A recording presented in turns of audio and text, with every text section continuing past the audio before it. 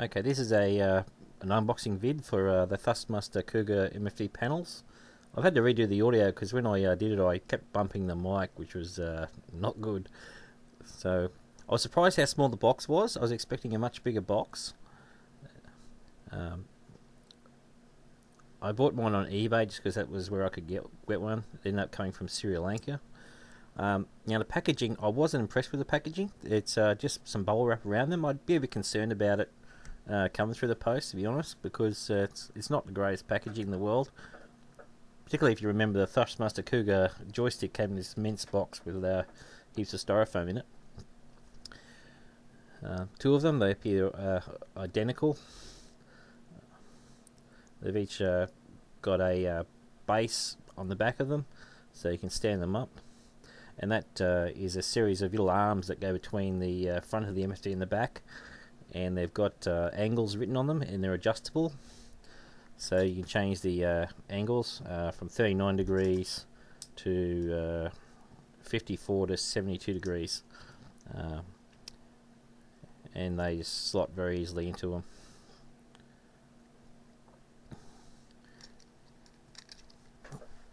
And you only get 4 of them, there's no spares, so if you break one you'll be stuffed. It comes with some software. You'd be better off getting the latest software off the Thrustmaster website, which is ts.thrustmaster.com. There's drivers for Windows XP, Vista and Windows 7. It's an unusual install of the software. It's a multi-function set of drivers, and it actually appears under your start menu as force feedback driver with a shortcut called control panel. So it's a little unusual. It comes with a series of inserts that go into the MFDs through a slot in the top. There's some setup. There's one for a light aviation profile for FSX and airliner profile, 2 blank ones, and then 2 decorative ones. One that looks like a F-16 radar image, and the other one's just a bright green panel. There's also a bag of little plastic inserts. There's 4 of them. They're very thin, made of plastic, probably less than half a millimeter thin. I'd be very careful with them, not to break them.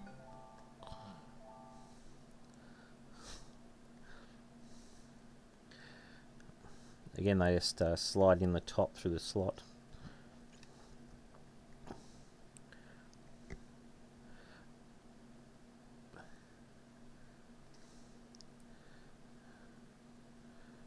Now, you can see on the top of the Thrustmaster MFD there, the USB cable. I wouldn't be surprised if some of them have been broken because of that really tight bend on the cable coming out of the top of it.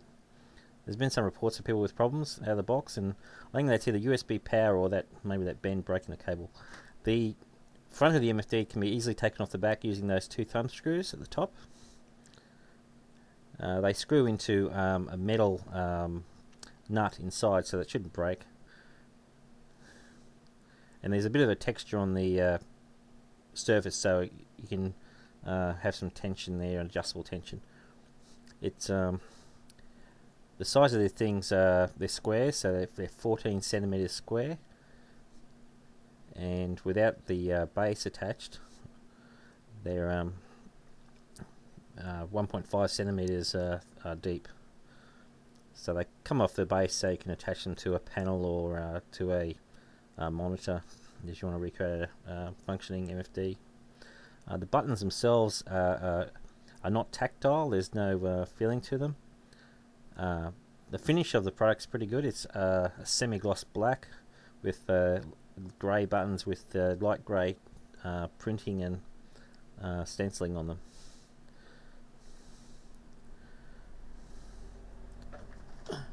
They look very nice. That's the slot in the top to put the cards in.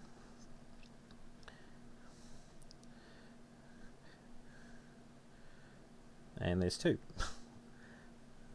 So very much looking forward to seeing these in use.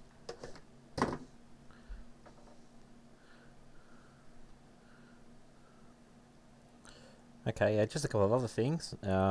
didn't mention the manual. It has a multilingual manual. There's 18 pages of content in English. Tells you a bit about it, the features, about how to adjust to the angle on the base, and how you can attach the MFD to a screen by taking the base off, how to insert the inserts,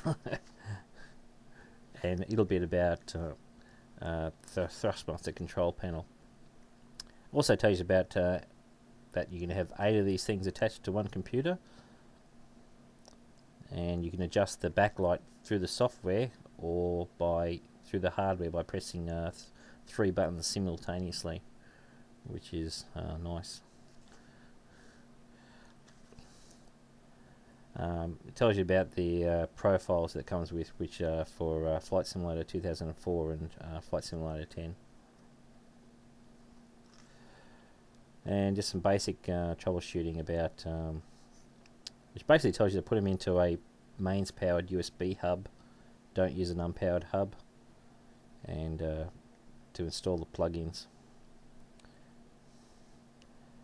Now, it appears as a Windows DirectX joystick with 56 buttons. You can't assign commands to it. If you want to assign commands to it, you're going to have to use SV Mapper, for example, to assign keystrokes to button presses. I'm just having a look at the base. The base is weighted. It's got a bit of weight on it. It's also got some rubber feet on it to stop it from moving around. And just remember, it's all plastic. The screws are metal though, into a metal nut, as I said before. And there we go. And that's the texture bit I was talking about. Where that nut goes in, there's a bit of texture, so when it rubs against the hinge, it doesn't move.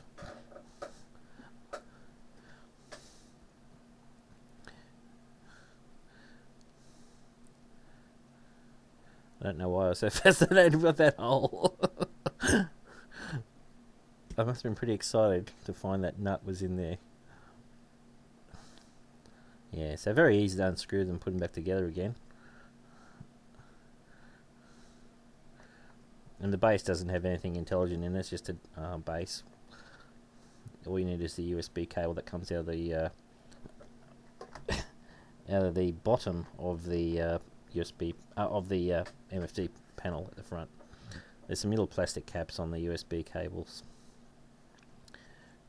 and the cables are fairly long. They're probably just over 1 meter. I'd measure them, but I don't have a tape measure. Yeah, it's just standard USB. And when I plugged mine in, it came up as MFD2. I plugged the second one, and it came up as MFD1 in the control panel software that comes with the MFDs. I installed the software before I plugged them in, and didn't have any problems doing so. It was just straightforward. It's a multi-function driver, including all sorts of other Thrustmaster things like wheels and stuff, but it doesn't include the Thrustmaster Cougar, so you shouldn't have any problems with any conflicts there.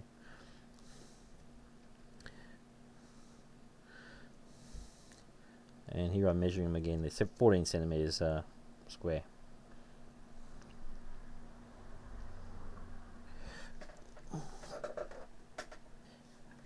This is the MFD plugged in, nice and bright, and there's the Thrustmaster control panel in the background there. I didn't have any problems with my computer recognising both MFDs.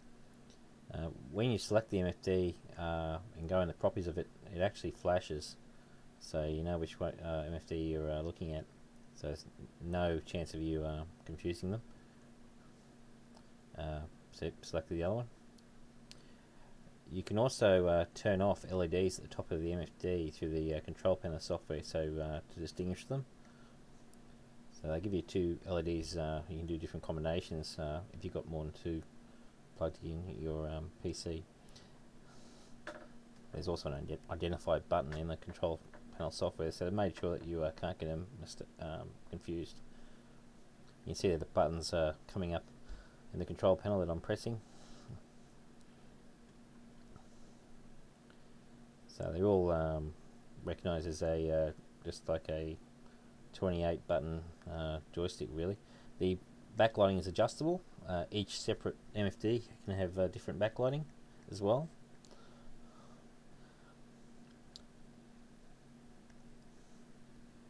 So if you need to use it with a simul game that doesn't support DirectX buttons, you can't program it through the Thrustmaster Cougar control panel at all. The only profiles it comes with is for FSX and Flight Simulator 2004. Now this is SV map on the screen here now, and you can see it recognised the MFDs. There's 56 buttons there. It says MFD1 that actually recognises both MFDs, and you can test it by pressing the buttons, and SV map it shows you which buttons are pressed. Now I've just quickly assigned some keys there to some button presses, and you can see you can no problems doing that in SV Mapper to program the MFDs to work with any simul game. All right, thanks.